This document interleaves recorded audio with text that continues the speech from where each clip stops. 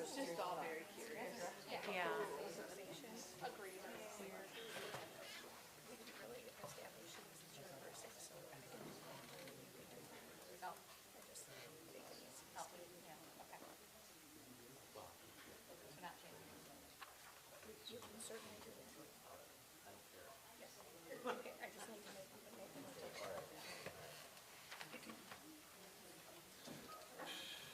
Good evening.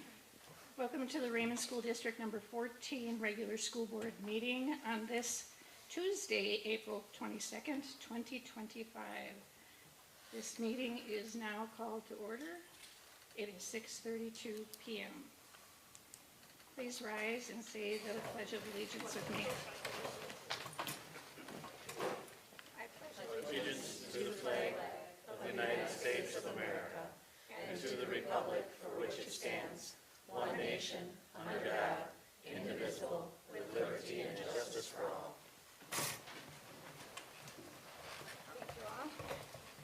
Allie, will you give roll call of attendance, please? Ed Robinson. Here. Janelle Wise. Here. Mike Powers. Here. Audrey Kostick. Here. Patty Wren. Here. Thank you, Allie. Verification of public notice pursuant to 19.841 Wisconsin statutes. The meeting was posted in all the usual spots, the schoolhouse doors, Evergent, the village hall, online, and media were notified. Okay, thank you, Mike. We move on to approve the agenda of this meeting. Is there a motion to approve? I move that we approve the agenda for this meeting. Second. We have a motion and a second to approve the agenda for this meeting. Any other discussion?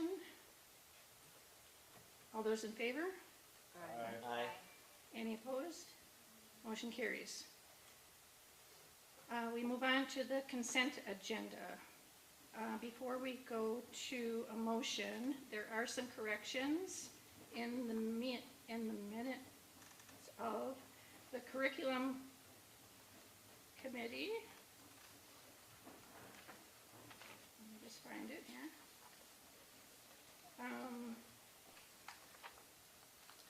In C, under agenda, budget for curriculum, how does it all fit into the budget? Pete Kempen and Mike Leach will. It was a cliffhanger. Yes. It should be corrected to say we'll examine where that will fit into the budget, either short-term or long-term. Okay. And number 6, there is an M missing from district conference room. So those are the corrections for the curriculum meeting minutes. And then we had a second curriculum meeting minutes, which should have been the financial meeting minutes. And also down at the bottom, a motion by Audrey Kostick, adjourn the meeting at 11 a.m. And it was seconded by Audrey Kostick? No, it was seconded by Ed Robinson. And so there's a correction there. Ed Robinson is also the interim chair until our reorganization and new committees are formed. So those are the corrections I have for that. So with that, I trust that all of you have spent some time reading the minutes, the regular meeting minutes from 3/17/25, the board workshop meeting minutes from 4/7/25, the special meeting minutes from 4/7/25, facilities committee meeting 4/4/25, curriculum committee meeting from 4/17 with corrections, and finance committee meeting from 4/17 also with corrections. Is there a motion to approve? Motion to approve the minutes, or all the minutes of the agenda. We have approved all of the meeting minutes from A, B, C, D, E, and F. All those in favor? Aye. Any opposed? Motion carries.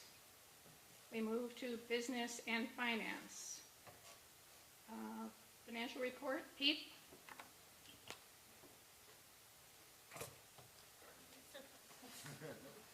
All right, so we received our equalization aid of $290,000 and our per pupil aid of $228,500 in March. That does set us up for the remainder of the school year until things get tight again around June. I continue to work on getting processes in place. We now have established our new purchasing card system. The cards have been received and have been distributed. The software is in place and active. We will use these for a month to make sure that everything is in good working order, and then we will cancel our cards with our current provider. The new purchasing cards do give us a rebate that we will be able to use, and the customer service so far has been fantastic through BMO. Mr. Leach and myself continue to work on the budget for next year. The personnel discussions will take place in closed session. This is obviously one of the toughest parts of administration, and we have amazing staff members that are so dedicated to our students. Compensation for next year will also be discussed, as staff did not get raises last year. The benefits package, especially for health insurance, will also increase costs. Currently, the proposal is 14%, but our vendor R&R believes that we can negotiate that down and is putting out bids to get a better rate. Another variable is the state legislature. It is a budget year, so a lot will depend on what funding they come up with. We are hoping that they support special education aid reimbursement. Right now it's about 30%. We would like to see it up at 60%. My guess is it's going to be somewhere in the middle. And finally, we are currently spending less than the budgeted amounts for this fiscal year, as noticed in the treasurer's report. We are thinking that by the end of the year, we will end the year in the black, which will be very beneficial for our fund balance. Any questions? I have a question on the special ed reimbursement. With the budget sounding so volatile and perhaps not happening, will they still have, I'm sure they'll do a 30%, but will they do an additional without a budget being? From what I am hearing is that is the one place that both Republicans and Democrats can agree upon. So that's what they're looking at. That's what I'm hearing. Until the budget is signed and approved, anything can happen. Okay. Any other questions? All right, thank you. Thank you, Pete. We need the treasurer's report. Ed? Okay, here we go. Our beginning balance was $1,482,945.10. Our accounts payable was $252,052.03. Receipts were $614,396.27. Payroll disbursements was at $192,120.16. Total transactions, $170,224.08. And we have an ending balance of $1,653,169.18. All the vouchers and payrolls for approval are listed in the agenda. Okay, thank you. Now the school showcase, presented by Ms. Oh, I'm sorry, I'm jumping ahead again. I'm always excited about these showcases. Okay. Is there a motion to approve the financial report and the treasurer's report? So moved. Second. There's a motion to approve and a second. All those in favor? Aye. Any opposed? Motion carries. Now we'll move on to Ms. Nina Fagels and the forensics. So while they're getting ready and coming up, I want to welcome Ms. Fiegel. Ms. Fiegel's new to our staff this year, and 8th grade ELA, 7th and 8th grade ELA. And so Nina took on forensics this year for us. We did not have a team, and there were a few students who requested to be a part of the team. And so we recently hosted of course, nothing like being thrown right into the fire. Not only are you a new forensics coach, you're hosting a meet. So thankfully we had some veteran help from community members that were able to step up, and our administrative team also helped out, and Ms. Fiegel and the team got through with pretty good success at the event here that was hosted sort of in that busy realm of March, a busy week right before spring break. So nothing like adding a forensics meet to the mix. This place was buzzing that night, so done very well. And tonight we wanted just to show off a few routines. We really have one, which all it takes is one. We're all watching you. So I'll turn it over. Thanks, and thanks for a good season. Take it across the button? So I just wanted to, he's going to introduce himself, but just wanted to go over, we had 9 students participate in the competition this year in 4 different categories. We ended up with 8 first place and 1 second place. We had a total of 6 schools and about 30 different events going on the night of March 19th here. And like he said, I think it went really well. We had praise from almost every school that attended, and they're looking forward to it next year because it's still a year that we host. So 2 years in a row we have to host? 2 years in a row. Wow. Yeah. So I'm going to let him introduce himself and his speech.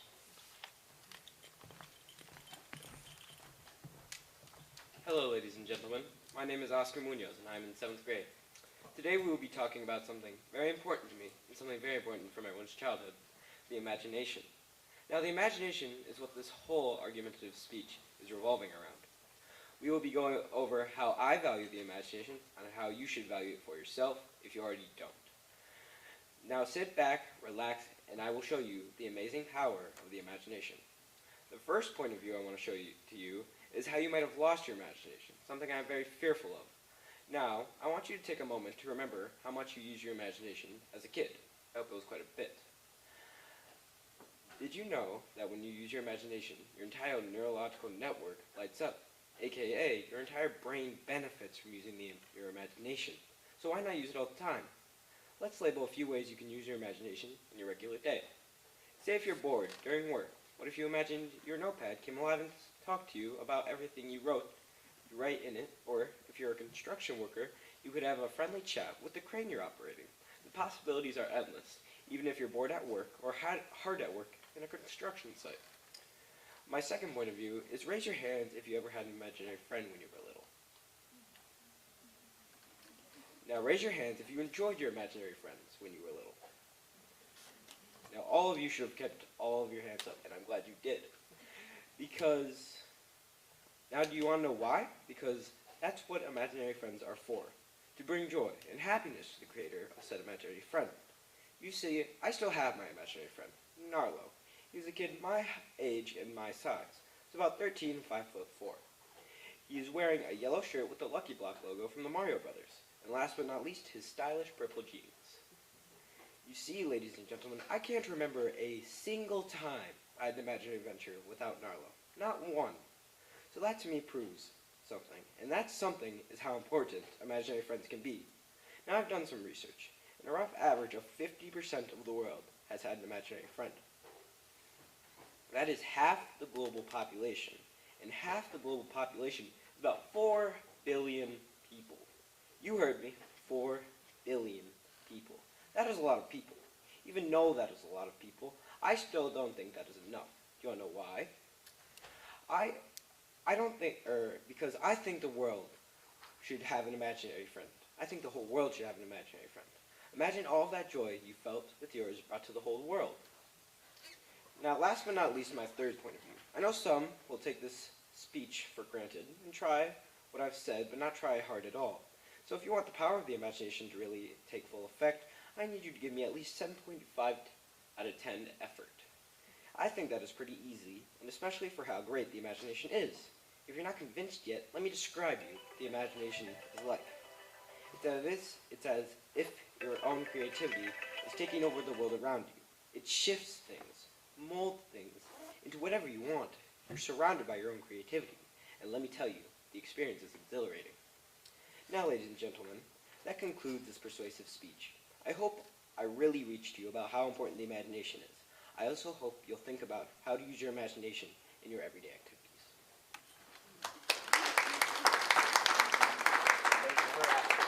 Thank you for allowing me to speak in front of you on this fine night. Thank you for speaking in front of us. Good job. It's well done.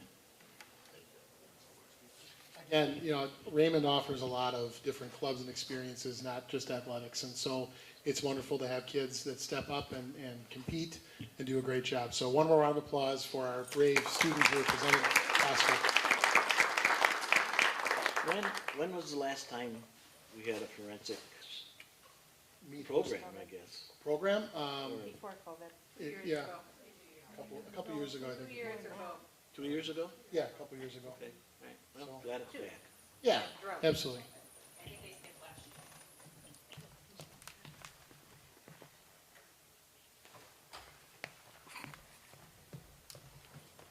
Thank you, Nina.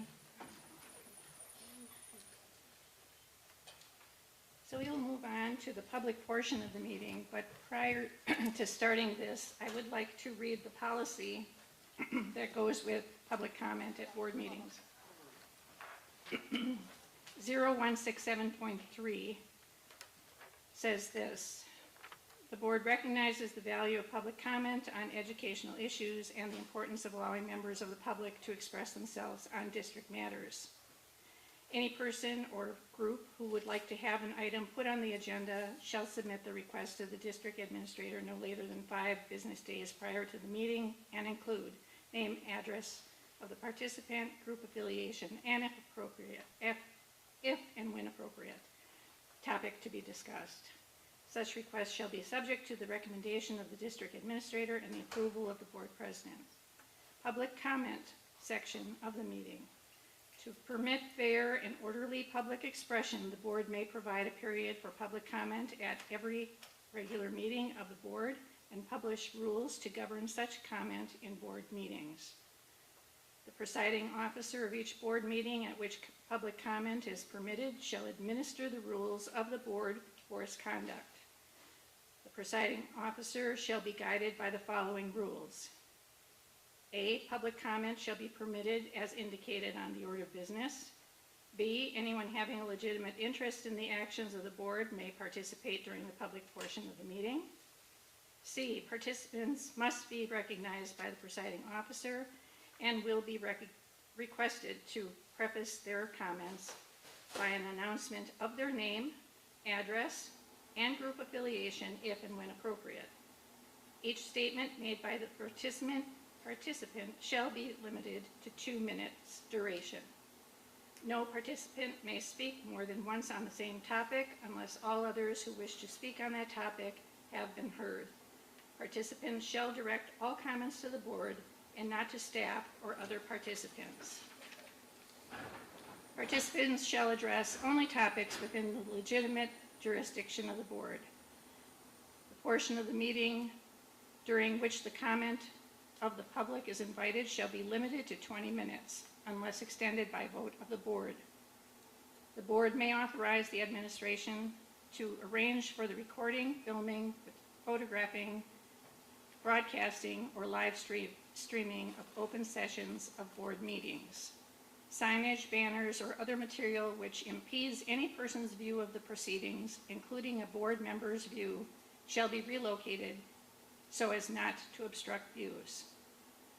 The presiding officer may interrupt, warn, or terminate a participant's statement when the statement is too lengthy, personally directed, abusive, obscene, or irrelevant. Request any individual to leave the meeting when that person does not observe reasonable decorum. 3, request the assistance of law enforcement officers in the removal of a disorderly person when that person's conduct interferes with the orderly progress of the meeting. 4, call for a recess or an adjournment to another time when the lack of public decorum so interferes with the orderly conduct of the meeting as to warrant such action. 5, waive these rules with the approval of the board when necessary for the protection of privacy or the administration of the board's business. Recording, filming, or photographing the board's open meetings by third parties is permitted pursuant to 19.90 Wisconsin statute. No such recording is permitted during closed session meetings. The person operating the equipment should contact the district administrator prior to the board meeting to review possible placement of the equipment and must agree to abide by the following conditions. No obstructions are created between the board and the audience. No interviews are conducted in the meeting room while the board is in session. No commentary, adjustment of equipment, or positioning of operators is made that would distract either the board or members of the audience or otherwise disrupt the meeting while the board is in session. You can find these under our policies on the website. Patty, will you call the first person, please? Jessica Niermeyer.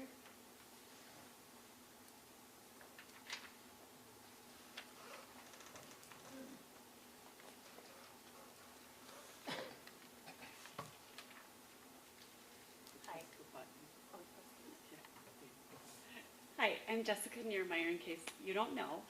I have been a teacher here since 2000, and tonight you will be either approving or maybe not approving my resignation. I did send an email regarding this, but I don't want to cry. I just wanted to speak in person to have some closure. And I have this whole letter. I wanted to speak from the heart, but it's probably better if I just read it. I love Raymond. I love Raymond School. Like, I just can't say that loud enough. I walk into this school and it feels like home. The staff is my family. The families are my community, and the kids here are my life. I've spent my whole life at Raymond in one way or another. I was born here. I went to school here, kindergarten through 8th grade. Back to my kindergarten teacher is right back there. My 2nd grade teacher is right back there. I also got to work with them for several years. My family business is here. My daughter, Cap, works here. Some of you may know her, too. My other daughter plays softball here. My niece and nephew go here. I started teaching here right out of college. I've taught Spanish, primary reading interventions, virtual teaching, 2nd grade, but most of all, 1st grade. For 25 years, I've given my life to this school. Last year, I knew I'd be having some health issues this year, and 2 of my daughters also. So I knew I couldn't work full-time this year. I asked Mr. Hayden, who was the administrator then, if I could maybe do a job share. He said that job share would not be possible, but that I could do a 1-year leave of absence. And he said he would post that 1st grade position as a 1-year position so that I could easily return back to my position here. Well, things changed. Teachers left, administrators left, and we fast forward to this year. Last week when Mr. Leach called me to tell me that the job that I would be coming back to was middle school, I was honestly shocked. I'm absolutely not qualified to teach middle school. Some of you I know, I've taught your kids, and anybody who's been in my room, my classroom, knows that middle school is not where I would Time. Do I stop? Probably. I only have 1 more paragraph. Anyone who's been in my classroom knows that 1st grade is my passion and right where I should be. I could not accept a middle school position, and I don't want the school or community to think that I'm just quitting on Raymond. So because this is like my home, I truly thought in every way when I agreed to this, I would be coming back to my 1st grade job. I have so many wonderful memories at Raymond School. Arbor Day, Spanish, bees, roller skating down the hallways, bell ringing, musical director, basketball games, anticipating my new class coming in. I wish and pray that Raymond School gets through all of the hardships they're having, and that Raymond stays the place that I am proud to be a part of.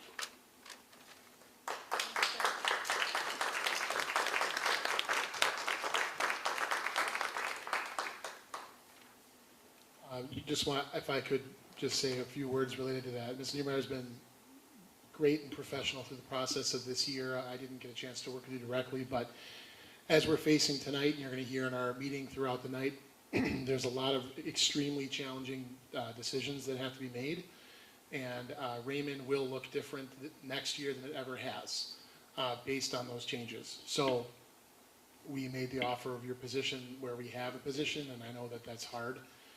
It doesn't discount. I mean, you've got an amazing track record here, so I just want to thank you for what you've done for Raymond and what you continue to do. I mean, your kids are involved and you're in the community, so thank you. Again, tonight's theme is going to be difficult decisions, so thank you for talking.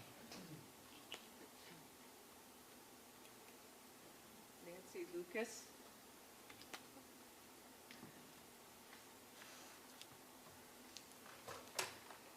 I just have a little piece of paper. And I know it, Nancy Lucas, 2609 96th Street, resident. So my questions were regarding open enrollment, and I know it's not on the agenda anywhere, but I thought if I could ask the questions, maybe we could deal with it whenever, because it is coming up and it's over the 30th, 10 days. So what I'd like to know, with 10 days left, how many open enrollment requests have you gotten up till now? And have you sent out any of the open enrollment acceptance letters to anybody and they have accepted? So that would count as population here.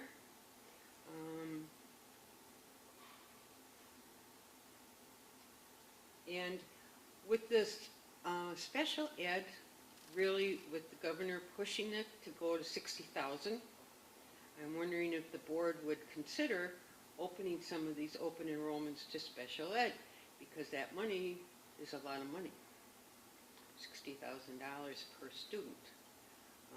And I know you said, no, we don't want any special ed, but if it augmented our budget to have children come in with special needs, then I'm wondering if she or whoever does the considering would consider that.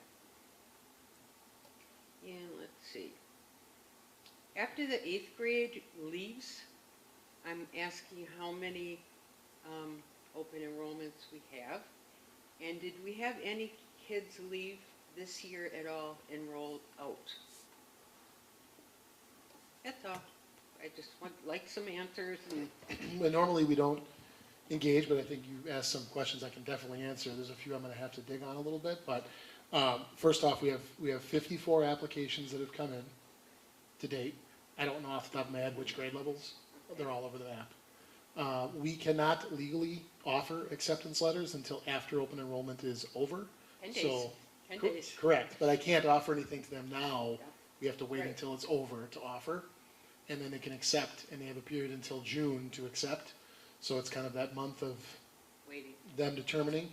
Families can apply to as many schools as they'd like. So some have applied to as many as a dozen school districts, so we're one of 12 competing for kids. Some are more tuned in. Right now we have 20 students that are open enrolling requesting out currently. 10 of those are our current students. So one of the big concerns with all the things that we're going through, and tonight we'll talk about it, is, what's the appetite for the community to try and test out a different school if they're not happy with the direction we're going in. I can tell you that in speaking with a good number of those 10 that are our students currently, it has currently been communicated to me that it's a backup plan in the event that they want something we can't offer, then they have a chance to go somewhere else. I do believe they're all sticking within the vicinity, Yorkville or North Cape or So something, you're saying somewhere. there's 10 resident students 10 right now? currently enrolled students. Resident students, not? Yes, Okay. yes, you can't open enroll in and then open enroll out. If you're open enrollment, you just go back to your community. So if they were from Racine and they want to not go here anymore, they go back to Racine and then they choose their school. That's not the same. And where are the other 10 from? What kind? The other 10 are residents who don't send their kids currently to Raymond. Oh, okay. So they're all residents. They have to be residents to apply out. So hopefully that helps that. Nancy, I will remind you that this, Copy. I will remind you that this isn't a public meeting, Yes. so Well, if there he are was questions. talking Yeah, to I just me, answered Audrey. that. You know Correct, what? correct, but And- if When he there are converses questions, with me, I Sure. answer. So the last piece of it, to answer your question, just for the record, it is not $60,000 for reimbursement, it's 60% of cost. So it's whatever, the 60% of whatever amount. So if it is a $100,000 cost, 60% would be 60,000. If it's a $50,000 cost, 60% would be, 30,000. So again, that's just how that works. So right now it's 30%. it would increase to 60%.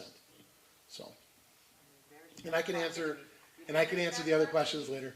And one little hint too, if you wanted to ever email or call, I'm available. We can talk outside the meeting. Right, that's what I was going to say, is that you can always call Mr. Leach and ask him questions that you need answered also. Well, Audrey, he's talking to me. Jennifer Rybar. Am I allowed to speak even though this isn't 5 days ahead of time? That was just for agenda items. To speak, you can, Okay. Want to make sure. that was just for adding, if you wanted to add an agenda item. Okay. Well, this has to be said, so here it goes. The defeat of the operational referendum that has twice been defeated overwhelmingly speaks to the lack of confidence in the leadership of Raymond School. The results communicate that something is wrong with the leadership of Raymond School and that the actions of the board do not reflect the community. The complete failure of the referendum speaks clearly to the lack of confidence in the board and in particular its complete lack of financial management and oversight. The community is not against the students in the community, but quite the opposite. We keep bringing this to the attention of the board, not because we are toxic, as we've been told by Audrey Kostich, but no one takes accountability. A referendum will not pass unless the board is totally disbanded and people with experience are brought in to turn this around. The community is clearly calling upon Audrey Kostich to resign. Our financial picture is in crucial state. Her resignation will provide one of the first steps to moving forward as a community.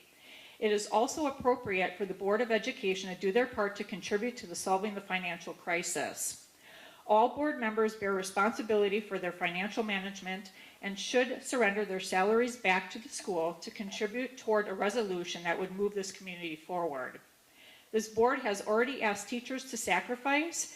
It is time they bear the burden for their responsibility.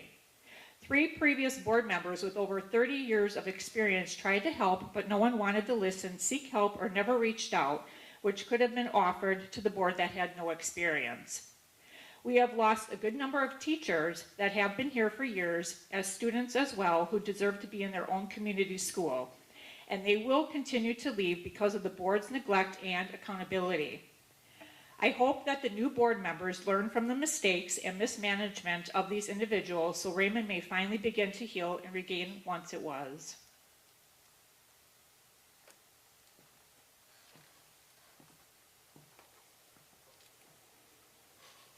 DeRay Moonen.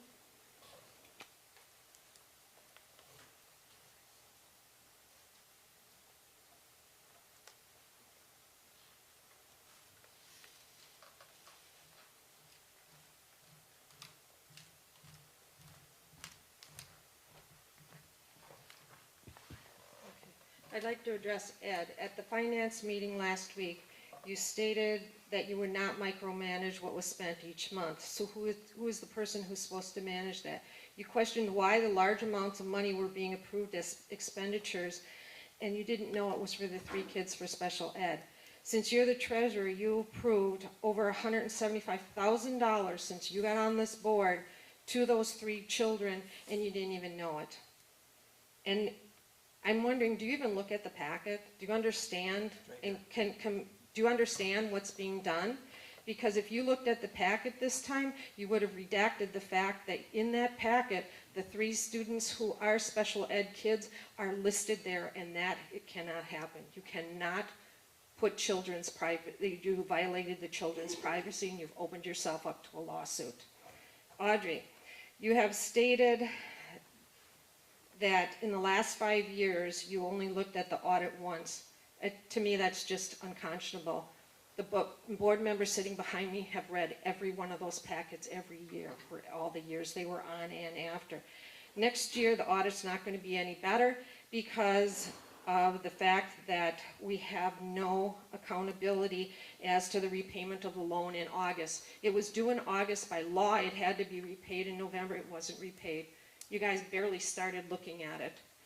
And the fact that you wanted refunding a loan, you cannot refund a short-term loan, which is against the law. You're packet that your presentation for that. You've mortgaged the school, even though I asked if you were doing it, you said, no, you guys weren't doing it. That was a total lie. We have to look at what's in front of us. And it shows us that you two are incapable of making financial decisions for this district. You have put us so far in the hole. It's time that you resign and put somebody in here. I have spent over 2 years of my life looking at the financial stuff, and you still do not know what's going on. And that is unconscionable. You don't take a job that you're not qualified for.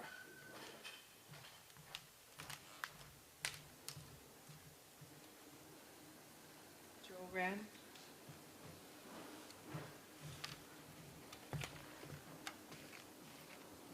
All this talk of negativity, unbelievable. If some of those people who speak from this microphone would finally throw their name in the hat and run for a board, maybe we would see a big difference, wouldn't we? Anyway, I'm the guy that rambles on too long. Last month I talked too long. I talked about a farmer that came in here, and if you use the power of your imagination, he was a guy that looked like a farmer, acted like a farmer, and talked like a farmer. And did he smell like a farmer? Well, use your imagination. But he was a guy that impressed me. I never saw him since a year ago, but he said some positive things about the board. And I'll never forget about that, because he was probably representing about 2, maybe 3 generations of people, family members who came to this particular school, raised their kids, and made something outstanding about this school. Try this school in any inner city of the United States, they will never rise to the occasion that our school does. It's because board members like this can make it happen. What are their qualifications? They're not CEOs, corporate leaders, or PhDs. No, they have ordinary skills like the rest of us. We're husbands, grandfathers. We went through the trials of raising our children and being conscientious about what school they go to, what they're going to learn to become something awesome someday in their careers. And our whole Raymond community is filled with past students. We've heard that. We've heard the kid here just talk a little while ago about his imagination. Outstanding. And I want to compliment the board, especially my wife, who served this past year. We had to rearrange our calendar for the many things that interrupted our vacations and things like that. And I want to say congratulations to the new board members. You know, if you ask any board member how they feel about their job, you know what they would say. It's a thankless job. It shouldn't be a thankless job. It should be a thankful job to have. They represent our community. Their qualifications, like I said, we're just being parents like the rest of us. And I just want to speak further and say that there's a rule of thumb that you get further with honey than you do with vinegar.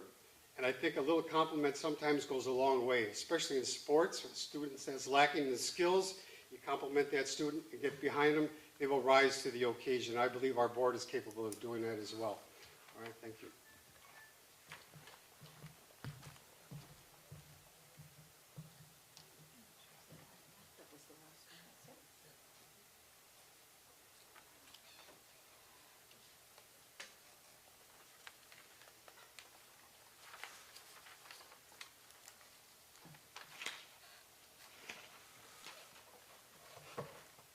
We have no old business, so we will move on to new business. The WAC conference agreement for 2025 through 2026.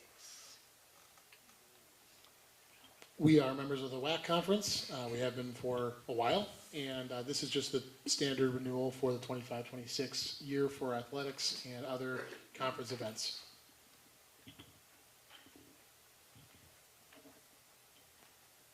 Okay, the conference agreement was in your packet. Microphone. Conference agreement was in your packets. You will need a motion to approve the agreement for Raymond to partner and compete within the WAC conference for the upcoming 2025-2026 school year. Motion to approve the agreement for Raymond to partner and compete within the WAC conference for the upcoming 25-26 school year. I'll second it. We have a motion and a second to approve the agreement for the WAC conference. Any other discussion? All those in favor? Aye. Any opposed? Motion carries. Next is the referendum update. Yes, as you all know, referendum did not pass, but we still have to plan for the future. So we are, as I mentioned in our board workshop on the 7th, starting a strategic planning process. We have not outlined dates yet for those meetings because we're still in our information collecting phase. We have 71 responses to our survey, which is nice. I would like to see that response quadruple to try to get information out. So we are posting that in different local venues, trying to send it out to our email groups that we have. Anyone that wants to push that link to family and friends, we're in the community. It's a Google survey. It's 33 questions, not terribly lengthy. We'll be using that to drive our process. And so I want to just encourage the public to engage in the strategic planning feedback.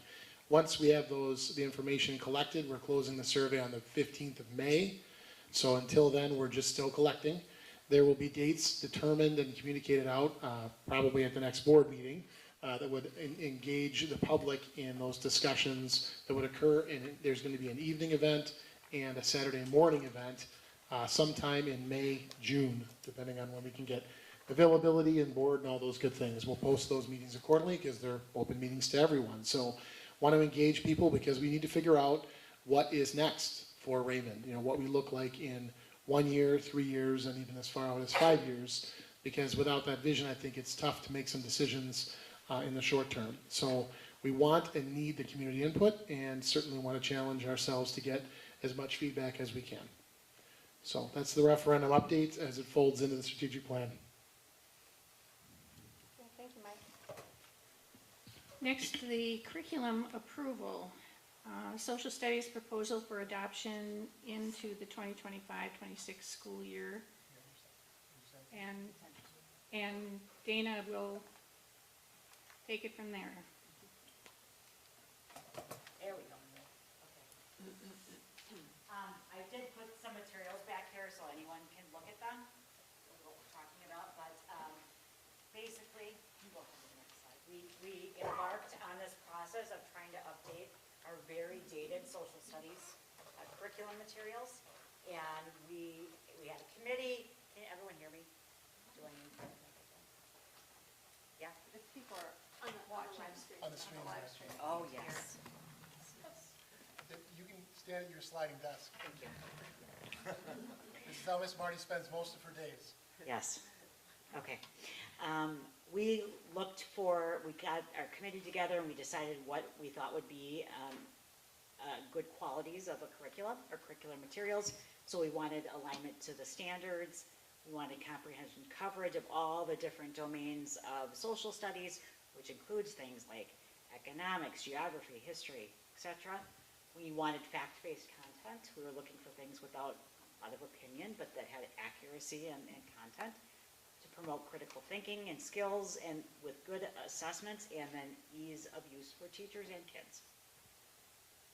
We came up with, we found and modified this rubric to kind of show the areas we would be grading on as we were looking. And those are the Wisconsin standards. Here we go. So the first one we looked at was Newsella. It's an online program only. It had historical and current events, articles, questions, and videos. There were a lot of formative assessments, so small little questions they could answer, but there were no big questions that could tell us what they really learned. We had a rubric that was out of 32 points, and this one scored 19.6. It was actually the lowest one. The teachers did not enjoy this. Okay, next we did Savvis My World. We use Savvis right now for our ELA curriculum. So we took a look at this one. We did it has a student workbook and an online component. It aligns with our ELA. The formative and summative assessments are very thorough. It's a really, really robust curriculum. And so it scored pretty well, 26.25 out of 32. The caveat I would say to that is what I heard from the elementary members is that it was too much. Like we were paying for too much curriculum that we would never use. And they kind of have a similar situation going on with some of the science and stuff that we have. So we put a heavy emphasis, especially in the younger grades, on math and reading. And so we get these other things in, but we can't spend, an hour a day like they do at the middle school. Okay. We looked at TCI, which is what is used at Yorkville and Union Grove. So we took a look at this. It is online or textbook or both. It has the standards. It had a lot of nice interactive options and ease of use for teachers and students. So that was a 26 out of 32. And then Studies Weekly for our first through fifth grade. It's a little magazine kind of thing, and each week they get a new one. So the kids kind of like, and we piloted these, I'm sorry, I should say that. We actually used them. So the kids would get these. They have online activities, or the teacher can just have them do the activities. It is like, just kind of like that. And what the teacher said was the kids really liked getting these in front of them and just, yeah, so it's very much like that. And they thought this was just enough. So this actually scored very high, 27.2 out of 32. I don't know how that got that way on my slide, but I think I was updating it and some things got wonky there.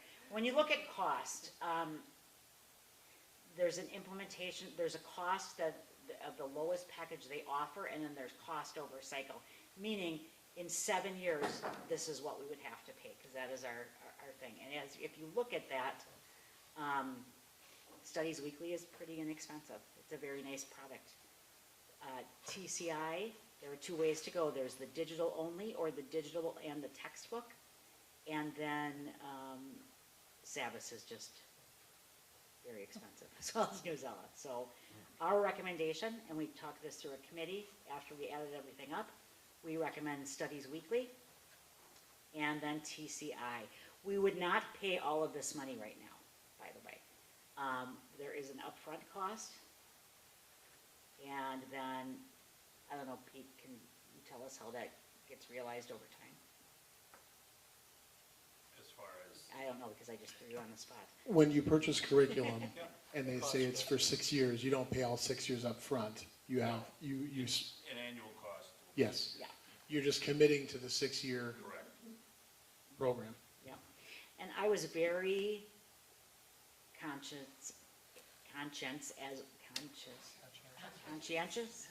one of those things, as were the rest of the team. We understand what costs are. We know we have to be frugal. So we think we did our due diligence on that.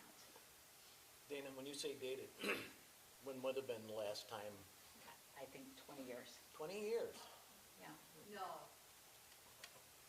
It's not 20 years. It's less than that. I was here. Well, our materials are 20 years old. Yeah. No.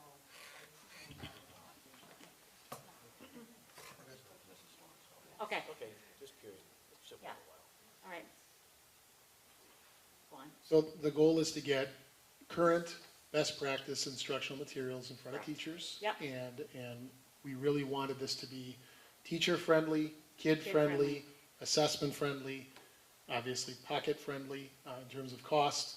And to be honest, nothing is friendly these days. Everything is up in cost. So when Yeah. you see these numbers, this is just social studies.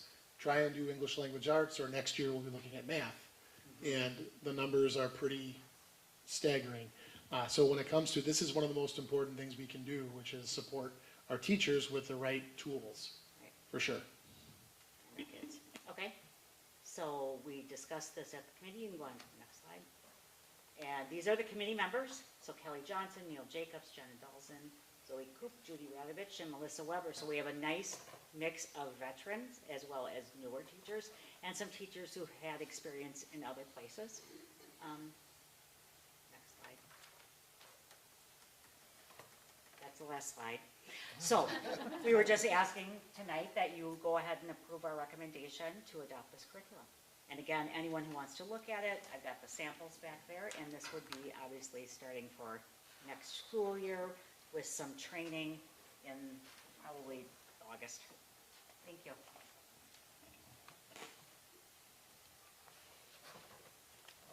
Thank you, Dana. So we will need a motion to approve the recommended social studies adoption recommendation for using studies weekly resources for 1st through 5th grade and TCI resources for middle school grades 6 through 8. I move to approve the social studies adoption recommendation for using studies weekly resources for 1st through 5th grade and the TCI resources for the middle school grades 6 through 8. Do we have a second? Second. We have a motion and a second to approve the recommendation for the social studies. Did you want to have a discussion? Okay. So we have a motion and a second. Is there any discussion? Yeah, not so much a question, but I just want to say again, I think we've talked about this a couple of times as you've outlined the curriculum review schedule, one that we finally have one that's established, that you've applied so much transparency to the process. Teachers wanted involvement in that. You responded to that. You pilot the materials. You looked at the cost. So I just wanted to call out and commend the group, everybody that was involved on responding to challenges that I think we had as school board members in wanting transparency into it, that parents had, that community members had, that teachers had into it, and I think you chose a really great way to go through the process, and I look forward to seeing that continue. So thank you. Any other discussion? If I could just note too that moving forward with each adoption, last year was the character education piece. This year, social studies, both of those are available to community members online if you want to see them. There are logins and users and passwords that you can use because we want our parents to know this is what we teach your kids. There's no secret. This is what it is, and here's how it's running for kids. So if you ever want to talk with those things, we can certainly meet with you. But the other piece is you can look at it online yourself, log in and check it out as much as you want to dig into this stuff. Careful, because it's sort of a rabbit hole. There's a lot of content out there, but as we move forward, those are going to be offered in a similar fashion as we adopt other programs.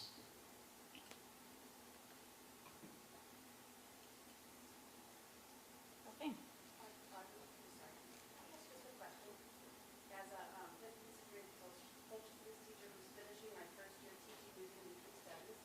Does that include the digital also, or just the print?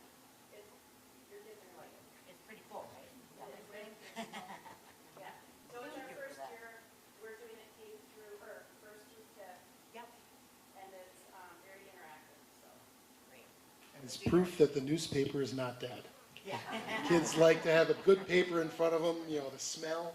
My 5-year-old smells every book he reads. I'm not sure what that's about. We'll have to talk about that another time. Okay. Now we just need to take the final vote. Right? So are we done discussing? We're not talking Okay. about my 5-year-old. All right, so we have a motion and a second. All those in favor? Aye.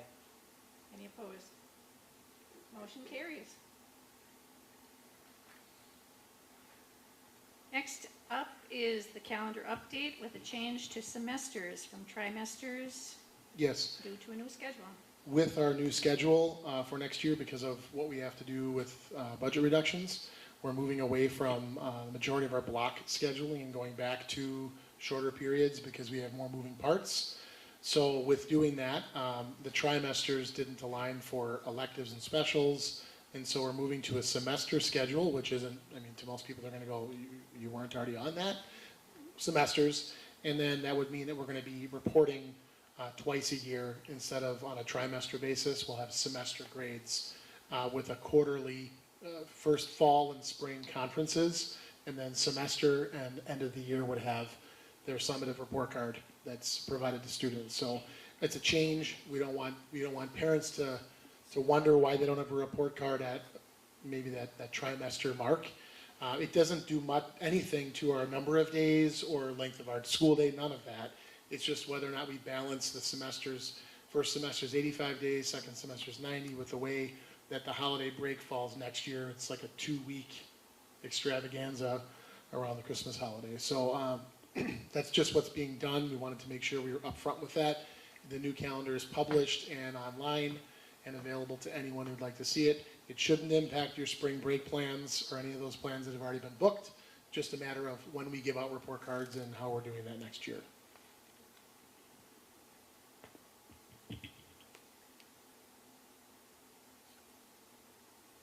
So do we have a motion to accept the change from trimesters to semesters, with report cards being communicated twice annually at each semester, and 2 conference windows in fall and spring? So moved.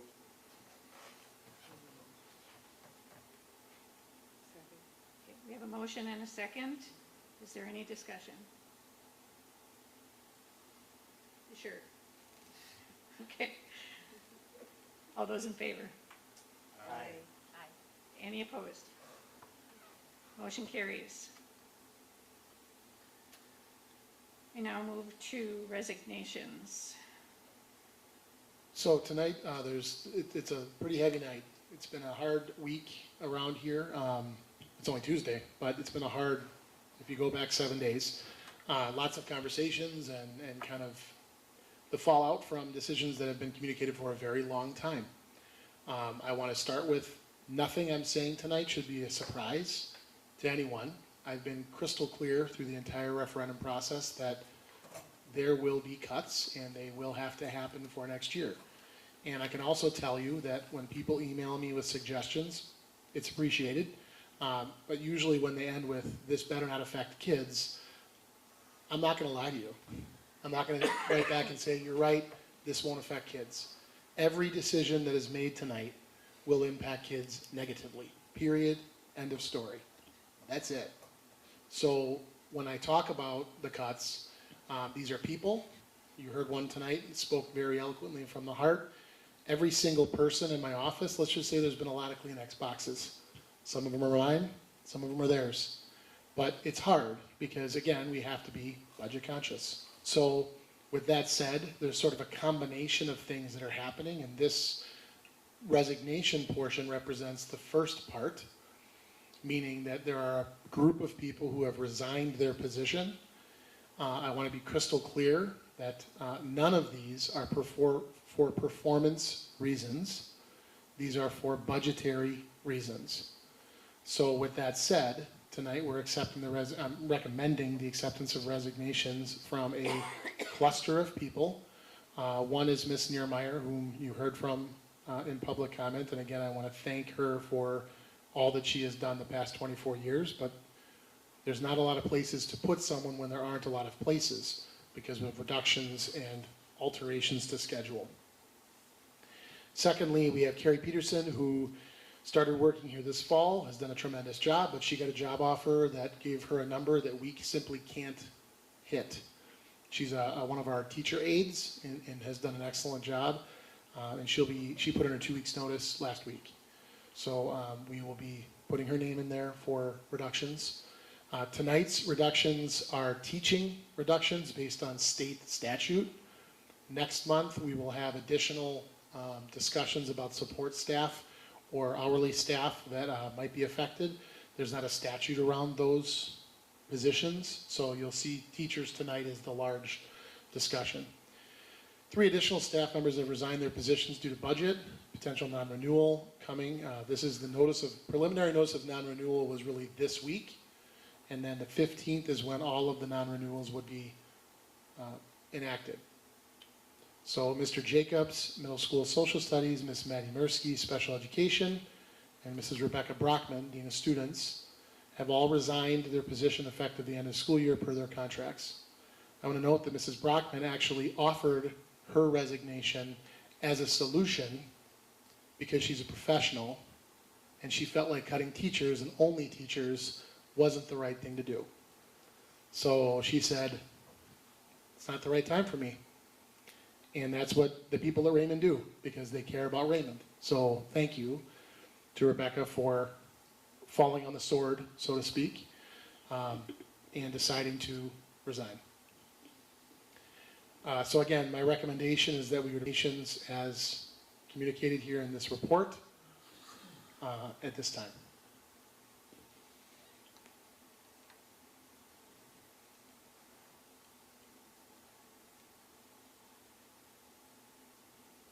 This is certainly not what we anticipated to be doing in this meeting tonight, but is there a motion to approve the resignations as presented?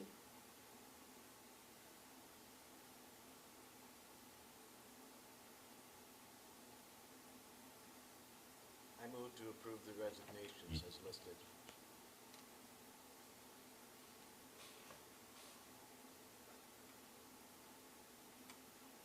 Is there a second?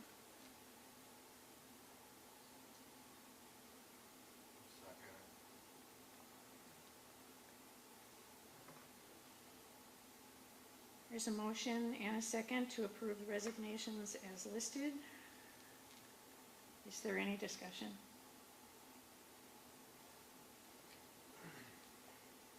Again, not a discussion, but just comments. A huge thanks to everyone. You see a variety of new teachers, tenured teachers, and the thing that they all have in common is they stuck around or came to different positions or came to Raymond School during a time of trial. That says a lot.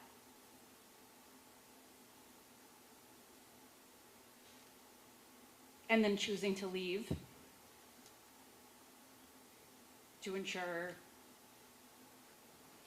Raymond School can move forward positively says a ton as well. My kids didn't have all of these teachers, but did have some of them, and greatly impacted their lives. And as I've heard from family members that do currently have students here, I've continued to hear that for the folks that I'm not as familiar with. But so again, huge thanks to everyone, and look forward to hearing more, cheering you on as you move on to next. And again, just thank you for your contributions.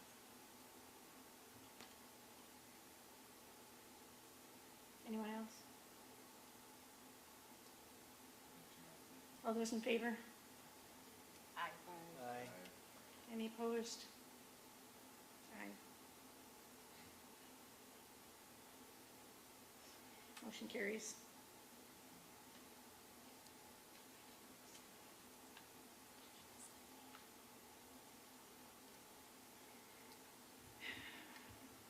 We'll move on to committee reports.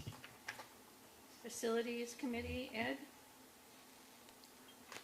The committee met on Friday, April 4th, 9 a.m.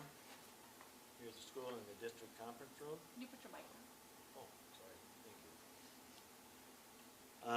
you. The Facilities Committee met on April 4th at 9 a.m. in the district office here. Myself, Mike, Bob Welch, and Mike Leach were also in attendance. We got a report, an update report on the data wrangler system. On this first month, we saved roughly $375 was saved off the bill, electric bill. We're gathering a lot of data. It shows a lot of the usage is, of course, in the kitchen.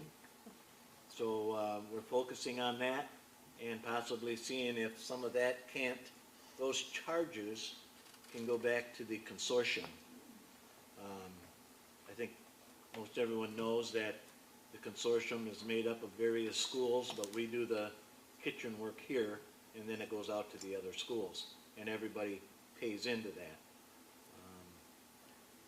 Then there's a Focus on Energy program that was we reached out to, actually Mike did, and they would be willing to help us with LED lights throughout the facility, but not at 100%, but we'll see how that works out in the future. The freezer and cooler that's here now is on its last legs. We can't afford to let that go and be wrecked or go down. So we got a bid, the consortium again, which is handled by a gentleman from Yorkville, Jeff Genovese. So he got a bid, and there's a purchase consideration by the consortium. The consortium is paying for it again, not coming out of Raymond's funds. So once we go through the exercise of understanding the bids, we'll probably go ahead and, the consortium will go ahead and buy that and get it installed over the summer. The oven, again, that was purchased by the consortium. We're waiting to get that installed. At least, I don't think it's been done yet. It wasn't as of This week Friday. this week, Friday. So once that's installed, and training will be determined once the unit's installed. So we'll get that taken care of. Bob, our maintenance manager, he was finishing up a new rail on the stage for temporary use for the musical. Then we're going to do some cleanup work in the shed out back, and because it's full of stuff. So we're going to look at getting rid of some of that, I won't say junk, but just things that we've acquired over the years. If anyone wants metal desks from about the 60s or 70s, there's quite a few. So if you want a throwback for your basement, there'll be a pile out there. How many you want? We have one in my husband's office. So, planning for the future, Mike and Pete are going to work on understanding our spending and determine if there are any project funding that we can reallocate for some smaller projects. One of them, and I've been here to talk with the company and with Bob, it's called the J system upgrade. And basically that is the control system for the heating throughout the whole building. Right now it goes down. It's, I don't know, did he say 12, 15 years old? It operates on Windows 98. Yeah, Windows 98, which is not going to be around any longer, so then that becomes unserviceable by Microsoft. And just the computer and the control module that handles all that goes down. Bob's got to come in anytime throughout the day or night to reset it manually. So we can't afford to have that go down. It had nothing to do with the boiler. The boilers are, for the most part, in pretty good shape. When that gentleman was in, we talked about that. He wants us to consider getting them, the boiler systems, cleaned up and gone through.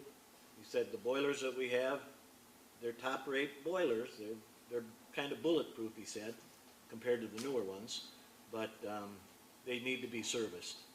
So we're going to get some quotes on that.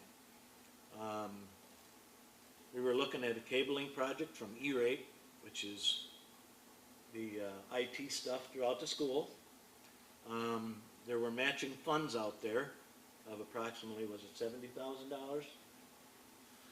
But we got to have $70,000 to match it, and obviously we don't have that, so we're going to just bypass that one.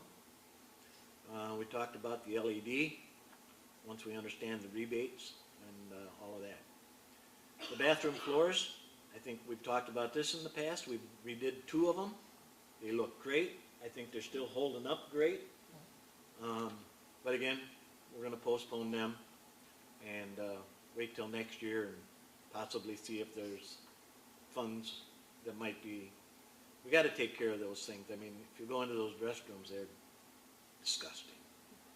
But Bob does the best he can to keep them clean, but the grout gets stained and nasty, and that you can't get clean until you bring in a professional with the chemicals and all that stuff to clean them, and then they epoxy coat it, and it looks out really good. So then we adjourned the meeting at 10 o'clock. So that's the update on the facilities. Audrey, before we move on, can I just make a comment again? Sure. First, thank you for grounding me again in, as I was emotional a moment ago, you gave a very thorough and detailed update that helped me reset some of that emotion, so thank you for that. And in all joking aside though, like what you've done in the facilities committee in what year, this is your like 1 year anniversary roughly, right? Just about, yep. What you have done and how you've contributed to that and the level of detail that you've gone to, and I would say the creativity and using your imagination that you've deployed and trying to help us figure out how can we make the best of an aging facility like this. Really want to thank you, Ed. You ran circles around anything I was able to contribute to, but we had a few other things going on at the time as well. I never would have accomplished what you did in your first year, and that's a huge feat, so thank you for that. Thank you, Ed and Mike, for all your hard work. Yes, Mike as well, sorry. That does all the talking. And next is the curriculum meeting minutes. We met on Thursday at 9 a.m. and Dana walked us through the proposal for the social studies.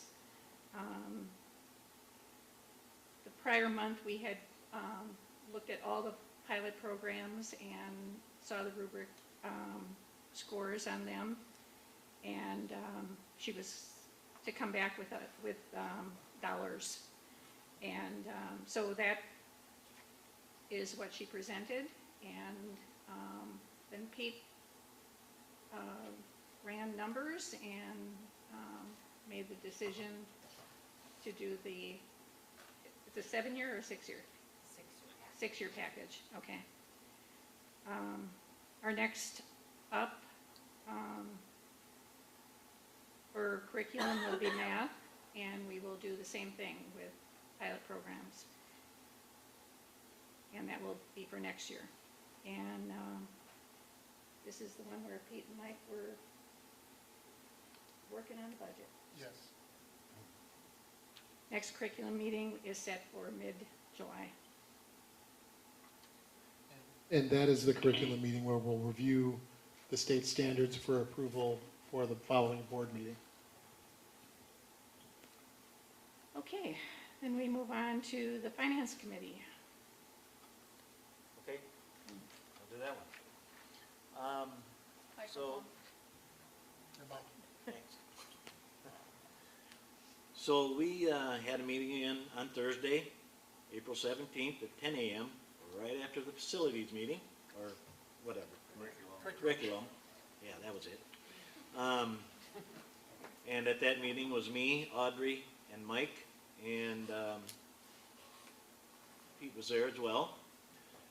This was the very first meeting of the committee. It was the establishment of the meeting, or the committee.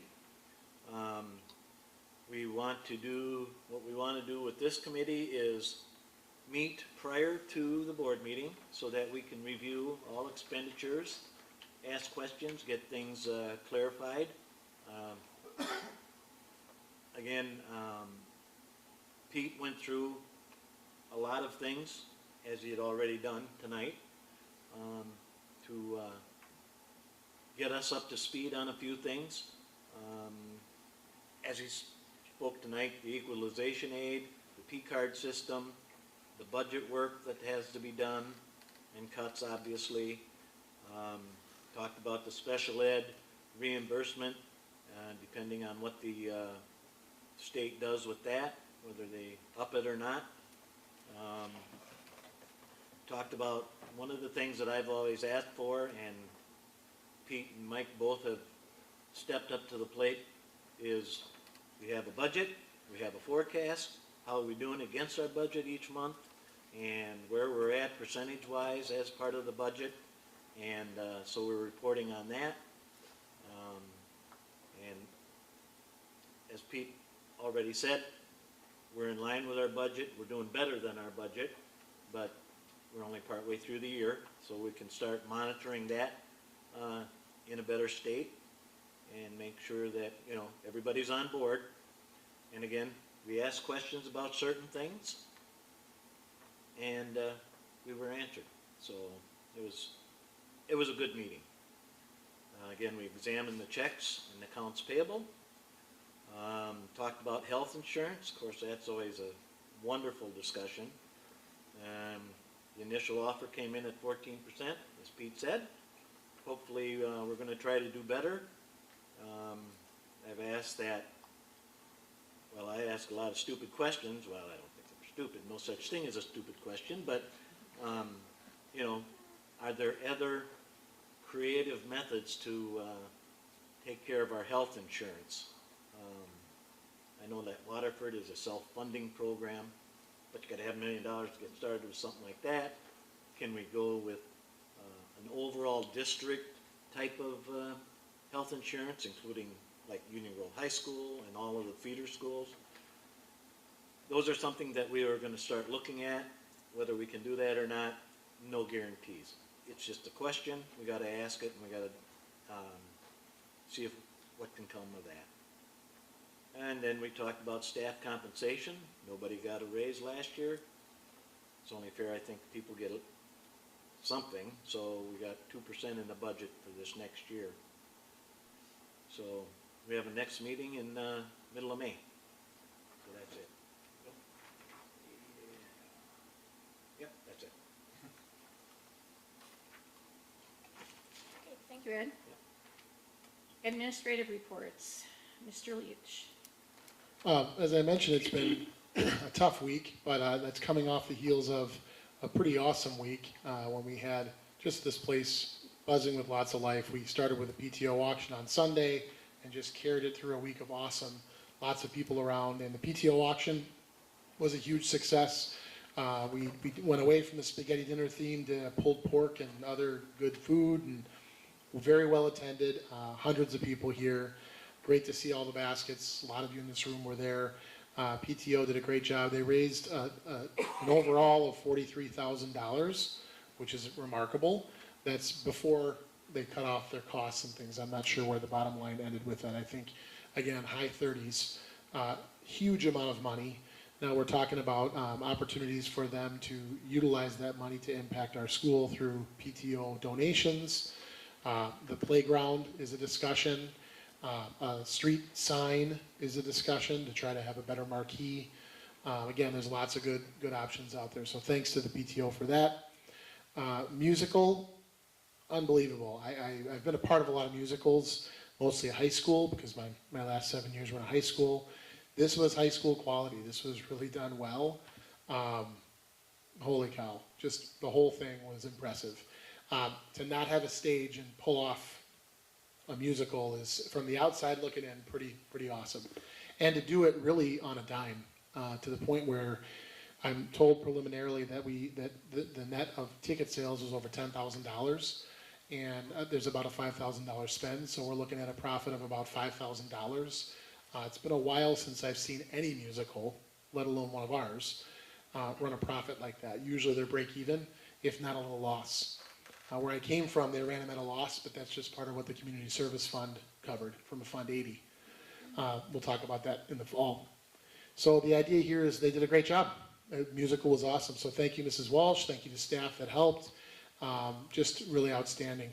So much so that Mrs. Walsh, I don't know if she's losing her mind, but she said she wants to have a fall musical, which we normally go every other year, but she said, oh, no. I want to do another one. And I asked her to repeat herself and put it in writing. So she is committed to a fall musical, and we're excited for that. And then she will also be keeping the talent show, because we can't do less, of course. So I wanted to ask her if she was feeling okay, but she committed to those two events, and it's going to be great. So I can't wait to see what fall brings with our musical. Oh, and I also want to thank, for the last time here, Janelle Wise. Thank you for your service to the board. You've been through just one of the most interesting times in Raymond's history, for sure, in your tenure here on the board. So thank you.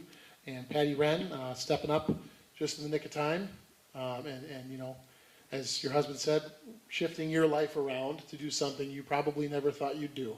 So thank you for that. And you also got to be the signer. So many times I'd text you and say, can you come over to school? So thank you for answering my texts and showing up. But great board members, and looking forward to seeing what they do in their next phases of service in life with their families. And we have two great board members coming on board. Welcome to Jen Gonzalez and Keith Castenson. They both came in last week. We did their swearing in the office, and it's been great to talk with them and get them the induction binders. And we're starting with a whole new process of bringing board members on, giving them probably more information than they thought they'd ever want. But welcome. That's just the tip of the iceberg. And Mike, congratulations on your reelection. So we were able to swear you in before this meeting, so you're official again. There you go. So thank you for that. Just really excited about where the board is currently leaving things and where we're picking up with a new board. So thank you. Okay, next, Mrs. Marty. I'm not going to say too much because we've had a lot to talk about tonight. The main thing that we have been wrapping up our testing. This is the last week of forward testing. And in addition, just kind of working on the curriculum review cycle and the groups, the professional learning communities or PLCs have been working on getting all of their curriculum materials together.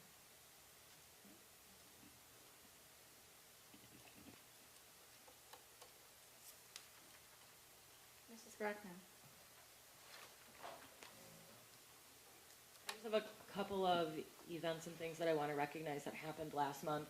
I want to start with Ms. Rodriguez. She hosted an assembly to wrap up our March Book Madness, which was a really fun little activity that the kids did through the month of March in the library. She gave away a bunch of books at the assembly. It was really great. Unfortunately, I did get pied 3 times rather aggressively, but it was fun nonetheless. The kids liked it. It was the top 3 winners got to pie me. So, I also want to take a moment and recognize Mrs. Edwards and some of her helpers, Mr. Jacobs, Mrs. Goodrich, Mrs. Johnson, Mrs. Klein, because they put a ton of effort into a fundraiser through Nothing Bundt Cakes. They sold over 800 bundt cakes, and those profits went towards Camp Wickham-Mason. And it was a big project to take on, and when you take on something like that, you don't really know what's going to be sold. And then when you sell over 800 bundt cakes and you have to keep them refrigerated while also sorting them, while picking it up, which it took both Allie and I time, like we had to both take our vehicles with the seats down to get the bundt cakes. Like they came out. So, but it raised a ton of money. Our 5th graders were a part of it, so we're going to start that cycle now, where the 5th graders will start fundraising in 5th grade, so that by the time they get to camp, the beginning of 6th grade, it will pretty much hopefully be fundraised for. So this is the first year that we're fundraising for camp, so we're just kind of working with both right now, but then moving forward, it will be something that is done as more of a 5th grade thing, and probably one small fundraiser in the beginning of 6th grade as well. So that was really awesome. Ms. Rodriguez, again, has started up her Girls Who Code with the middle school kids, so that's been really fun for them. They work on that Thursdays after school. I just want to throw out there, speaking of the PTO fundraisers, a lot of families purchase the Teachers of the Day, so we're kind of getting those scheduled and mapped out for the rest of the year. I'm really excited because Emery bid on Dean for the day, and I've got quite the day planned for her. So I sent her a little note about that already, and we're just getting started on planning that, which is always fun. One of my personal favorite events, I think this is the 10th year, is the class senior walk. It's something that's always just been very special to me, even before I had students that I knew were in the walk. I just thought it was the coolest thing. So the Raymond class of 2021 senior walk is scheduled for May 30th at 11:30 a.m. Official invites have gone out to the kids. I put a little QR code on there so they can RSVP, so we know who to expect. I'm just hoping that everybody will be here. I think most years we get everybody, but it's a really, really cool event. So I'm really looking forward to that on May 30th at 11:30 a.m. And I talked a lot this year about our safety plans and the grant that we applied for through the Department of Justice. It's been approved. It's all wrapped up. We've gotten our finalized maps, and they look pretty awesome. They've been shared with all of the local authorities and all the communication is kind of wrapped up there. So now we can just go in each year and we can update them with room changes and things like that. And then last but not least, our next and believe it or not, last senior breakfast of the year is actually a senior lunch. This time it's Wednesday, May 7th at 10:30 a.m. And that is when our famous third grade will be there to showcase their wax museum, which is always a classic, and it's fun and it's awesome. So I'm really excited. And they will also be performing for you guys at the next board meeting. That's all. Thank you. Thank you all. We'll move to board member comments. I have a few. I tried sprinkling them in during, so it wasn't a super long-winded one, and I wouldn't get up to all of them, and I'll probably miss them. But first wanted to say welcome, Debbie Peterson, our bookkeeper, to the board meeting tonight. Thank you for attending. I know we've mentioned your name and talked about you, but certainly wanted to recognize and let people know that you're here tonight. So thank you for attending and for all that you've been taking on and learning the new budgeting with the team here. So thank you. I know it's been a year of transition and learning a lot of new tricks, I'm sure. So thank you. I noticed that in the forensics piece, we had a lot of Raymond judges. I know this is something that is near and dear to many hearts, but Ms. Hanson, Dana, and Nina all looked like they were judging, as well as Scott Nelson. So huge thanks for that. I think it's such a neat thing. We heard about how many things tonight, right? We did something for our athletic program. We talked about forensics. We've talked about Girls Who Code. We've talked about the theater. We've talked about so many different things, and looking at the way that this community pours into our students, I think is such a fabulous thing. And while many may dispute this comment, certainly we went through the disappointment of two failed referendum, and there's a lot of tough decisions that results in. I don't take that as the community not supporting the school, because I hear the opposite and feel the opposite from so many community members. I think that, and have heard from many, that related to school budgets and finance, there's a lot of questions out there because it's really complicated. And everybody's budgets are being pressured right now and have been being pressured. And they want to challenge schools to be creative and look at new ways of doing old things. And I do want to commend everybody that's been involved in that process here at Raymond. I've seen that. I've seen the creativity applied. I look forward to hearing how that's going to continue to be applied. It takes a lot of sacrifice, it takes a lot of time thinking through all of that. And teeing back on imagination is something that I think not only those sitting up here and our support staff and our teachers, but parents, community members sharing ideas is what will ultimately get us there, staying focused on the students. I debated for a while about whether I would prepare a thing to say tonight as I'm leaving, and I didn't. I didn't, probably because I'm just so busy outside of work as well, but I do want to just say huge thanks to everybody that has been,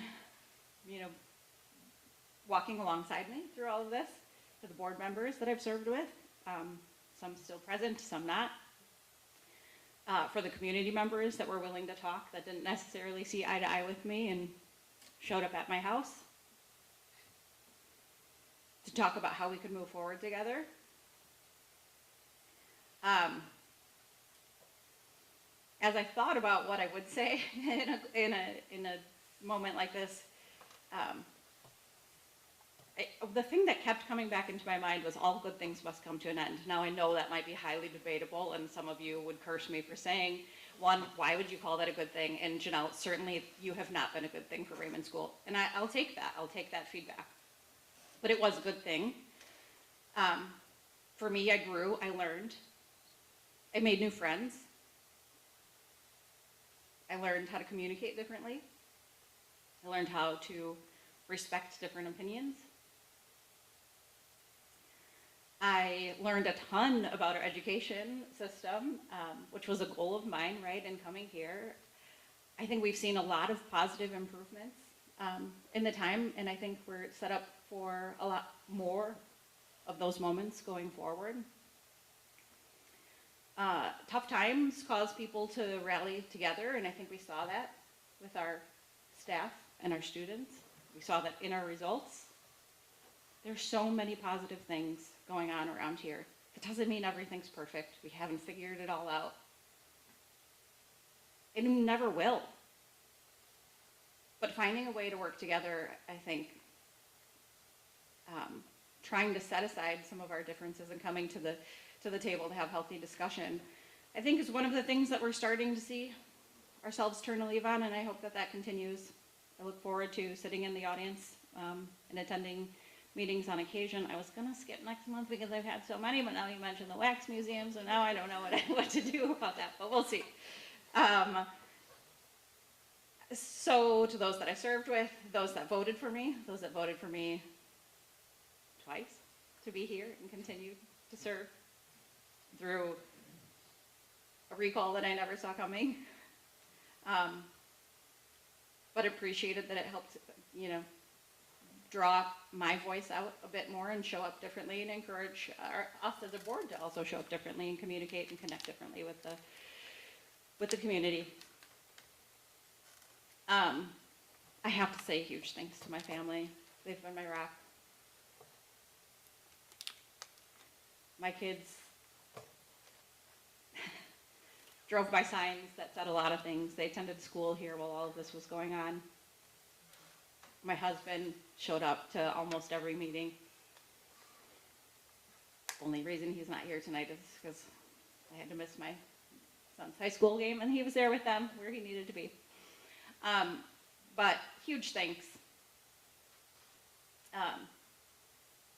I'm grateful for all of this. I could look back and be really bitter about some of the things that have been said, or the moments that have been really hard. You guys, I went through this for 4 years. We all went through this for 4 years, and personally for me, it wasn't an easy journey.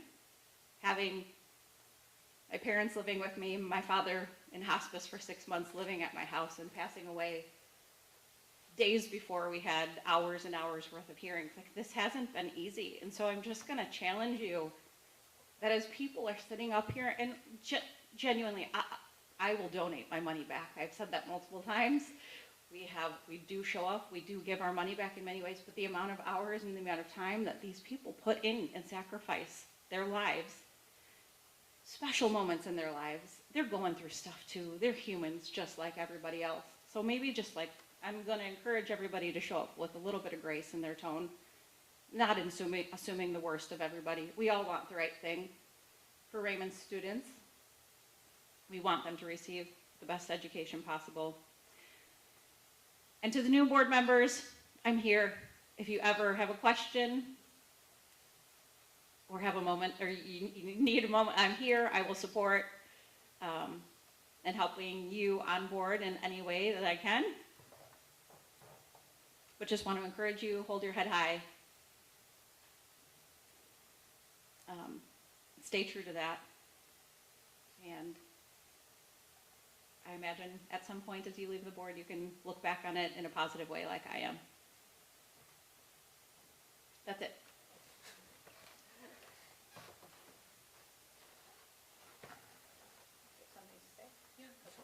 I'll make it quick, though. I just want to say I didn't hear nothing about the book fair tonight, so I wanted to thank Miss Rodriguez about the book fair. My grandson loved it. My wife told me to spend $25, and I spent $70, and then she came back and spent probably about another 20 or 30 more. So it was a really good job. The kids really seemed to enjoy it, especially the kindergartners and 4Kers that I was in there with, which was very interesting. Also, the Mrs. Bourne did a Easter egg hunt with the kids for Easter. That was so cool. I got to participate in it because I was able to come home and be a part of that, so I wanted to thank her for that. Janelle, I'm not going to steal all of your thunder over there, Audrey, but I have to thank you. You have been here for the month and a year and a half almost that I've been dealing with this. I got to be part of the recall election with you that Raymond has never had to deal with. And you have become a very good friend. And I am going to miss you in our little chats, and now that you're leaving me the policy all by myself, because I'm probably going to be on it. So, you know, but thank you for everything. And you are definitely going to be missed on this board. Okay, I'm going to take a little shot here. I want to thank the teacher and the student for the forensics little program tonight. I just like that part of this meeting. Every time these kids come up and show us what they can do. It's great. Patty and Janelle, thank you for being friends. And we're going to miss you a lot. Dana, outstanding job on that, going through all of that curriculum and organizing and studying and recommendation. And I can tell you put your whole heart and soul into that, and thanks for that. Tonight was not a good night for me. I didn't like this at all. And sitting here doing this is not good, but it is what it is, and I'm sorry, but it is what it is. So, sorry. That's it. I'll stay brief as well. I thank you for the opportunity. I thank God for an opportunity to be the interim school board. I've learned a lot. And, well, as a side note, I wanted to start with, I thoroughly enjoyed Beauty and the Beast. I thought it was awesome. And my husband and I both enjoyed it. So it's been an honor and a privilege to work with this team, with Mike Leach and the faculty, and I wish you all the best. I think brighter days are coming. Just sometimes there's a cloud once in a while. Brighter days are coming. So thank you for allowing me to be a part of this.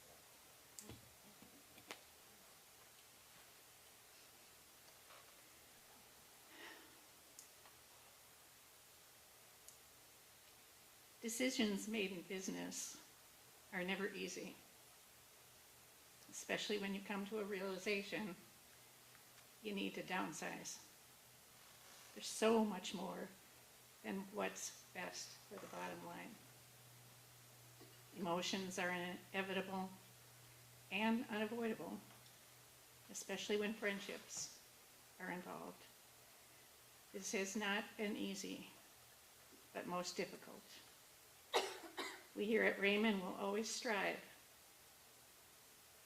for the very best for our students, and so goes these decisions. We will go on, but differently, unfortunately. I'd like to thank Mr. Leach and the administration staff for all the countless hours and devotion on their work on the referendum. It did not go unnoticed. I only wish it had turned out differently. Thank you to the PTO. And if you weren't here, you missed it. It was incredible. They continue to surpass expectations. And if you didn't attend the book fair, you missed another good one. It was also very well attended. And I liked being the special person of the day. To my granddaughter, that was. I'd like to say a few words to the two very special ladies sitting up here that are leaving us today, this being their last official meeting. Janelle, it has been my honor to work with you these past 4 years. You are a person with integrity, poise, and commitment. We have weathered much. I thank you for your service to this community and wish you and your busy family all the best. Patty, I know you had no idea what it takes to be a board member.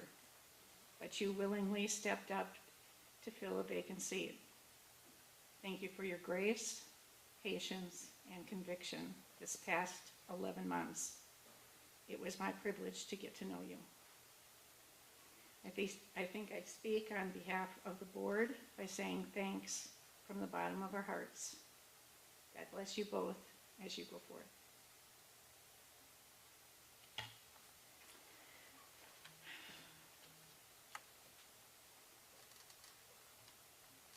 Do we have any announcements or correspondence?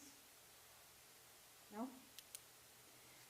Our next scheduled board meetings are the board workshop, Monday, May 5th at 5:30 p.m. And our regular meeting will be back on Monday, May 19th at 6:30 p.m. At this time, the board may convene in closed session according to Wisconsin Statutes 19.851C, considering employment, promotion, compensation, or performance evaluation data of any public employee over which the governmental body has jurisdiction or exercises responsibility. Specifically, employment contract discussions for all professional staff and administration. The board will leave the cafeteria and convene the closed session in the main office conference room. The board will return to the cafeteria for our regular session meeting upon completing the closed session. Do we have a motion to move to close? So moved. Second. We have a motion and a second to move to close. Ally, will you do roll call, please? Ed Robinson, Yes? Janelle Wise, Yes. Mike Powers, Yes. Patty Wren, Yes. Audrey Kostick. Yes. We are now in closed session.